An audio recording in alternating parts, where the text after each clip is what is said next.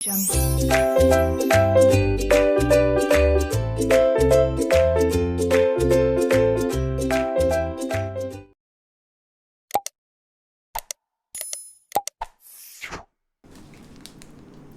hello everyone.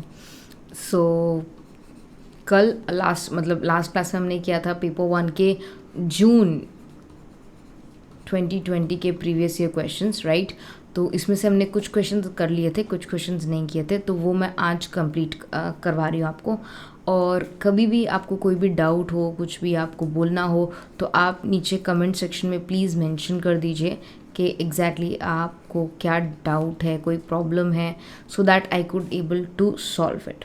उसके अलावा अब जो लेटेस्ट में एग्ज़ाम है जो जून में होने चाहिए थे, वो जुलाई 2022 फर्स्ट वीक से स्टार्ट हो रहे हैं from age on 8th of July.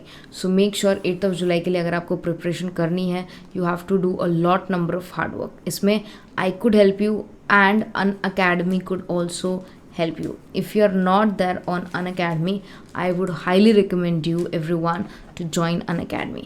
Right now there is an offer from Unacademy that is you will get 20% off on your entire NTA UGC NET subscription if you subscribe as on June 27th to June 30। तो जून 27 से लेकर जून 30 तक अगर आप कोई भी NTA UGC net का subscription खरीदते हो तो आपको 20% ऑफ मिलता है and you can use my referral code to avail this 20% discount. ये 20% डिस्काउंट यूज़ करने के लिए आपको मेरा ये रेफरल कोड ही यूज़ करना पड़ेगा। And apart from that I also have these thing. ये बेसिकली मेरा शेड्यूल है फॉर जुलाई 2022। यहाँ पर क्या होगा, you are going to get revision of paper 1 and याद रखना this revision of paper 1 will be in English and in Hindi, this will be on plus.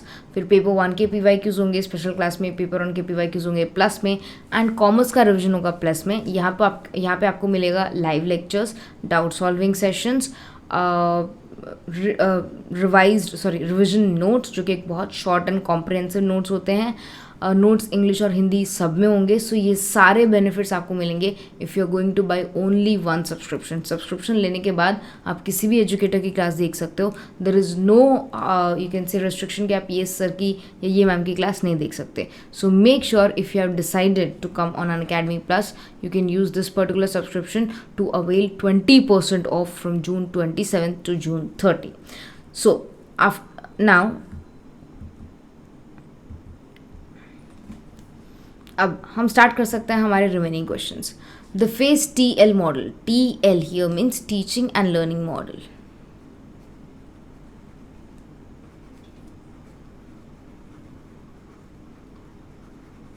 Of teaching implies that. तो teaching और learning model क्या imply करता है? Teaching and learning are independent act. Of course ये नहीं हो सकता, क्यों?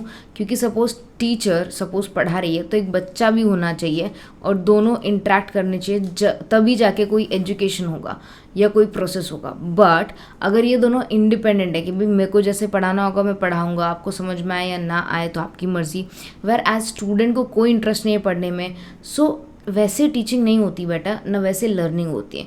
दोनों एक दूसरे पे क्या होते हैं, डिपेंडेंट होते हैं। बेसिकली स्टूडेंट बहुत ही ज़्यादा डिपेंडेंट होता है एक टीचर पे, क्योंकि स्कूल्स में, कॉलेजेस में you have only one particular teacher for one particular subject. अगर आपको उनका समझ नहीं आता है, it will become very difficult for you. So yes, this is one of the things you need to understand. That second is the right answer. Teaching aims at learning, that is true, and teaching causes learning might be, but yes, इसमें सबसे better answer है option number 2, teaching and learning model का answer यही है। Now, from the following list of learner characteristics, identify those which are associated with field independent learners। ठीक है, तो field independent learners कौन कौन से होते हैं, यहाँ पे ये पूछा है। ठीक है, वो होते हैं जो फोकस करते हैं on facts and principles. Second, perceives global aspects of concepts and materials, prefers and likes to compete, can organize information by himself or herself, likes to cooperate। तो फील्ड इंडिपेंडेंट मतलब एक ऐसा स्टूडेंट जो independent तरीके से काम करना चाहता है, जो सारा काम खुद ही संभालना चाहता है, ठीक है। तो अब याद रखना, ऐसे लोग कॉपरेट ज़्यादा नहीं करना चाहेंगे, that is a negative thing. अब एक छोटा सा मैं आपको ट्रिक देती हूँ बिफोर मूविंग फॉरवर्ड। यूजुअली अगर आपने रिसेंट ट्रेंड देखा होगा तो NTA UGC net coded questions, इस टाइप के क्वेश्चंस बहुत देता है। तो उस वक्त आपको एक चीज़ समझने की ज़रूरत है कि either you should be very sure about a positive sentence और you are a very sure about negative sentence. मतलब आपको ये श्योर होना चाहिए कि ये चीज़ इसमें आएगी ही आएगी, एकदम सही है, एकदम सटीक है, या आपको श्योर होना चाहिए कि ये चीज़ एकदम गलत है, सही हो ही नहीं सकती। तो अगर बंदा या स्टूडेंट फील्ड इंडिपेंडेंट है तो वो इंडिपेंडेंस के साथ रहना चाहेगा, वो किसी से कॉपरेट नहीं करना चाहेगा। तो जहाँ पर ई आता है आप उसको सीधा एलिमिनेट कर सकते हो। Then focus on facts and principles, ये ट्रू है।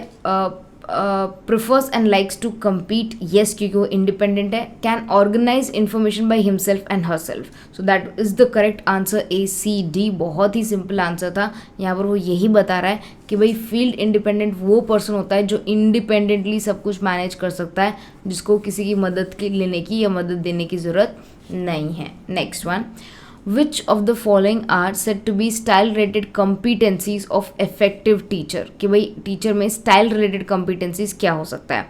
Organized demeanor, which means being order, clear and in control. Literacy, which implies journal knowledge as well as good at reading and writing. Self-efficacy, which refers to a person's self-perceived capacity to perform a task.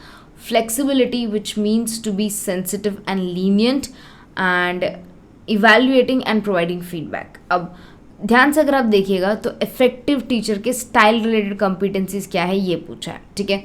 अब literacy which implies general knowledge and as well as reading and writing, ये तो कोई भी teacher कर सकता है।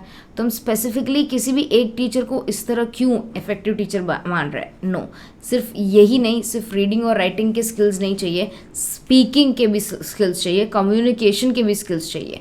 तो of course ये नेगेटिव सेंटेंस बन जाता है, ये आएगा ही नहीं। तो जहाँ पर बी आ रहा है आप उसको इजीली एलिमिनेट कर सकते हो, बट बी का ऑप्शन एक ही है। चलो, self efficiency which refers to a person self perceived capacity, तो ये जो सी है ना, सी में क्या है, ये रिलेटेड टू पर्सनैलिटी है, स्टाइल नहीं, ठीक है।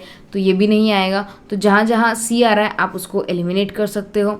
नाउ फ्लेक्सिबिलिटी ए आएगा ऑफकोर्स और डी आएगा, so the correct answer is A and D. But अगर इस तरह का क्वेश्चन आए जहाँ पे आप बहुत कंफ्यूज हो, सो ईदर चूज पर्टिकुलर सेंटेंस जिसके बारे में आप डैम श्योर हो कि वो होगा ही होगा, या आप सेलेक्ट कर सकते हो वो वर्ड जिसके बारे में आप डैम श्योर हो कि ये नहीं ही होगा। तो इन दोनों में से अगर आप चूज़ करोगे ना कि भाई आप कंफर्म हो जाओगे, तो आपका डिसीजन सही निकलेगा। अगर आप सोचोगे कि सारे सेंटेंस में देख लूँ, कई बार ऐसा नहीं होता है। सो कई बार when you are very sure कि मैम ये आएगा ही आएगा, तो ऐसा ऑप्शन ढूंढो जिसमें वो पॉइंट आना ही चाहिए। वेयर एज अगर आप बहुत श्योर हो कि मैम इस कॉन्सेप्ट में ये नहीं होता, दिस इज समथिंग रॉन्ग, तो then you can choose the option जिसमें वो पर्टिकुलर ऑप्शन मेंशन नहीं है, ठीक है। नेक्स्ट वन, ए और डी से आंसर है। नॉमिनल ऑर्डिनल इंटरवल रेशियो, ये बेसिकली मेजरमेंट्स की प्रॉपर्टी है, ठीक है। Nominal is just classification only, तो ए का फोर्थ आएगा, ओके। बी, सी और डी। ऑर्डिनल में हम रैंक करते हैं तो बी का फर्स्ट आएगा। इंटरवल में ओके 0 नहीं होता, सो सेकंड, एंड रेशियो में आएगा third. This was one of the easiest question I could say, easily आप ये आंसर स्कोर कर सकते हो। So this fourth is the right answer, okay. Next one, given below two statements और assertion और reasoning का क्वेश्चन है। Use of IT is justified during teaching with the view point to optimise learning outcomes, yes correct. तो learning outcomes को optimise करने के लिए हम क्या यूज़ कर रहे हैं? टीचिंग यूज़ कर रहे हैं, जो कि एब्सोल्युटली करेक्ट है। Second, learning outcomes are contingent on use of ICT during teaching, तो लर्निंग आउटकम्स एकदम कंटिंजेंट होती हैं, चेंज होती हैं during the use of ICT in teaching. तो एग्जैक्टली ऐसा नहीं होता है, it doesn't keeps on changing, it is constant. So A is true, R is incorrect, okay. Which from the list given below identify those features which are related to the approach to teaching and learning in indirect strategies of teaching. तो कहाँ पर teaching और learning दोनों use किया जाता है जब आप इनडायरेक्टली पढ़ाना चाहते हो, ठीक है।